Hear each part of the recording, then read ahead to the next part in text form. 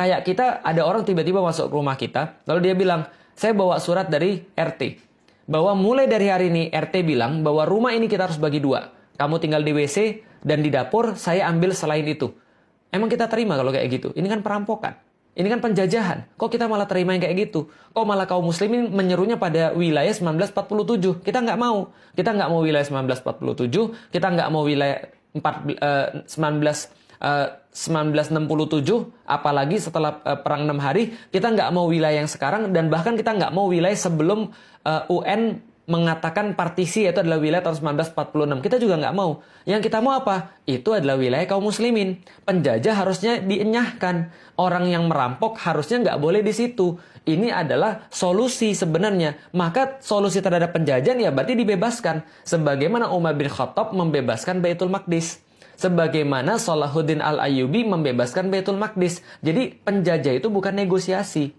Tapi penjajah itu harusnya diusir. Sebagaimana penjajah Belanda itu diusir dari Nusantara. Bukan bernegosiasi, gitu loh maksudnya. Nah, maka kita harus kemudian yang pertama adalah jihad ilmu.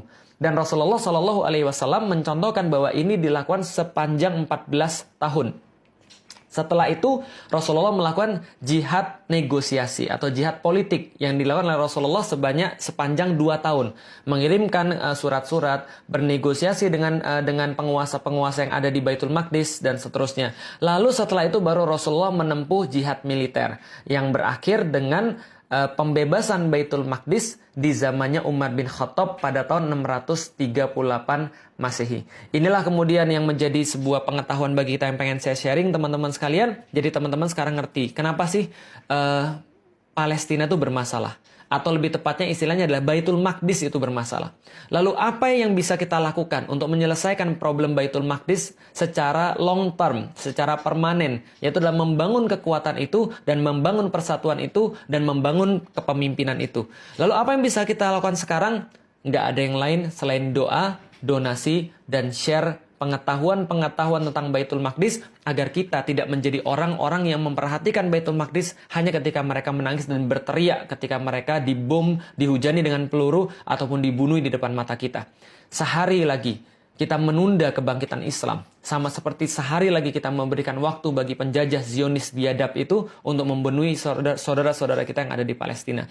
Karena itulah teman-teman sekalian, ini yang bisa kita lakukan. Berdoa, berdonasi, dan sharing pengetahuan-pengetahuan yang ada di kita semuanya.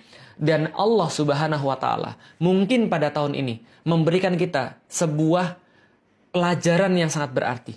Agar kita tuh noleh kepada mereka di tengah-tengah kesibukan kita, itikaf, menikmati sajian-sajian Ramadan. Tapi Allah bilang, lihat loh ada saudara-saudara kalian itu.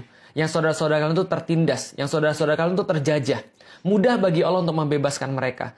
Tapi bukan itu ceritanya. Ceritanya adalah bahwa Allah memberikan kesempatan pada kita untuk muncul kesatria-kesatria di antara kita. Memperhatikan mereka. Senantiasa mengisi hati kita dengan Baitul Maqdis, kiblat pertama kita. Supaya besok-besok ketika diperlukan kemudian perjuangan-perjuangan yang lebih besar, maka kita sudah siap dengan ilmu-ilmu dan sakofah kita tentang Baitul Maqdis. Artinya teman-teman sekalian, kalau memang kita merasa sedih, kalau memang kita merasa marah, kalau memang hati kita tercabik-cabik, kita bisa menggunakan apapun yang kita punya. Kalau kita nggak bisa donasi, minimal kita berdoa. Kalau kita bisa berdonasilah dengan harta terbaik yang kita punya. Tapi kalaupun kita sudah melakukan semua itu semua tidak cukup. Melainkan kita harus untuk mempelajari, kita harus untuk mengerti, memahami, dan kemudian menyebarkan sampai orang-orang paham dengan sakofah yang benar tentang Baitul Maqdis, hingga kita bisa berpindah kepada tahapan-tahapan selanjutnya. Wallahu a'lam bishawab, teman-teman sekalian, semoga bermanfaat. Assalamualaikum warahmatullahi wabarakatuh.